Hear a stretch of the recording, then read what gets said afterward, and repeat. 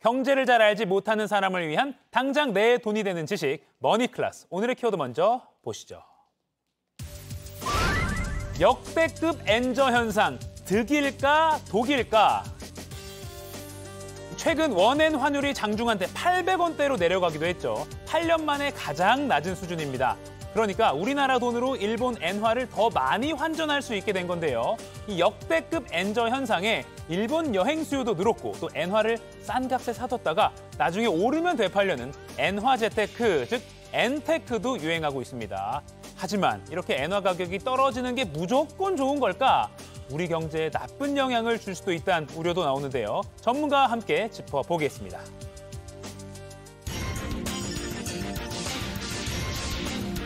경제의 맥을 짚어주는 도사님, 정철진 경제평론가와 함께 오늘도 맥 한번 짚어보겠습니다. 안녕하세요. 네, 안녕하십니까.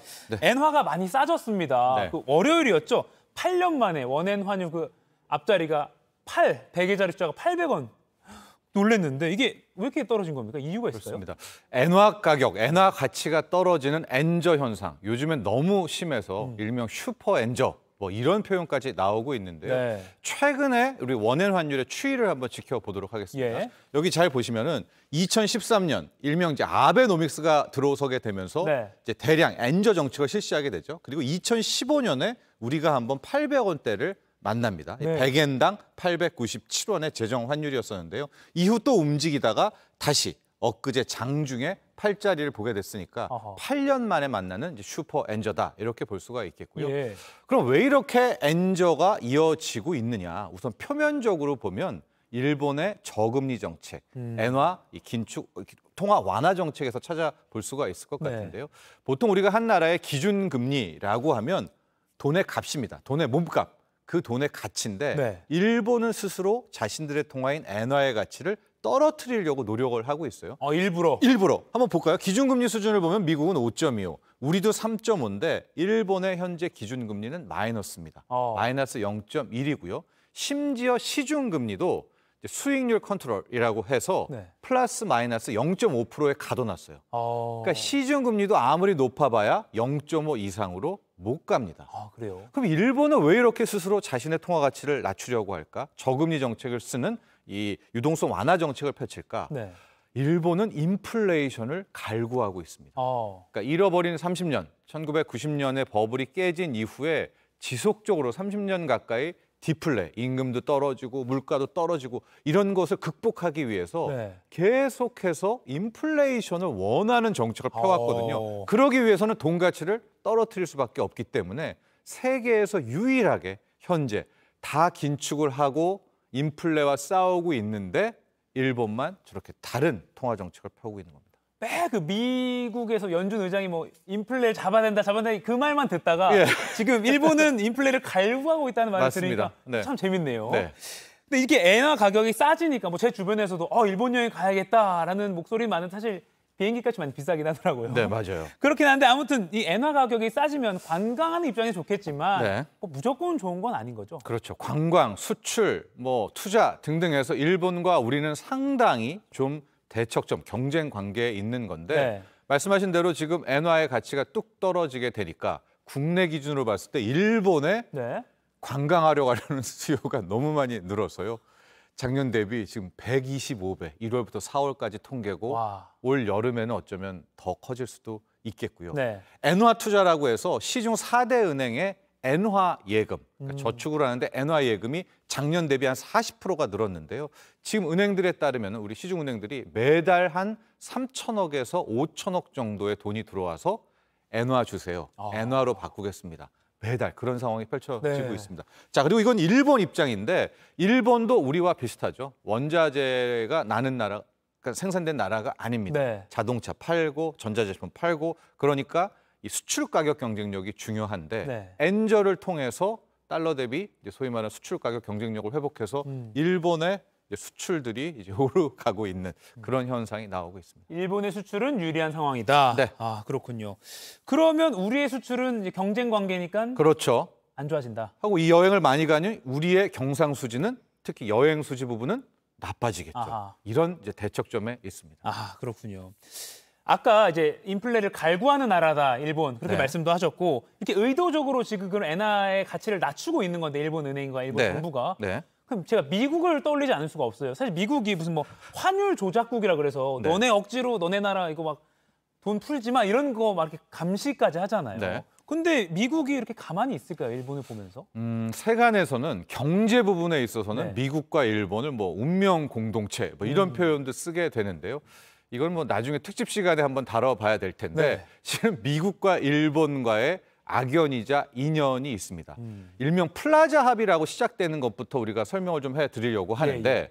1980년대 일본은 경제적으로는 세계 1위였죠. 네. 그때 당시에 달러 M, 1달러당 엔화의 환율입니다.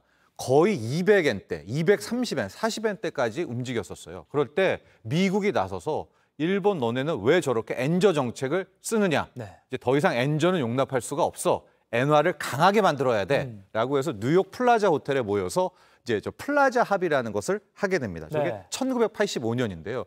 그 뒤로부터 엔화의 가치가 굉장히 강해져서 100엔대도 깨지고 90엔, 80엔대까지 오게 되는 엔화 강세. 저건 달러 N입니다. 네. 이제 펼쳐지게 되는데 바로 저 기점으로 해서 일본은 그야말로 완전히 버블이 깨지고 무너지고 이후에 잃어버린 30년이 되죠. 그러다가 이제 아베노믹스 이후에 다시 저 정책을 이제 쓰게 되는데 네.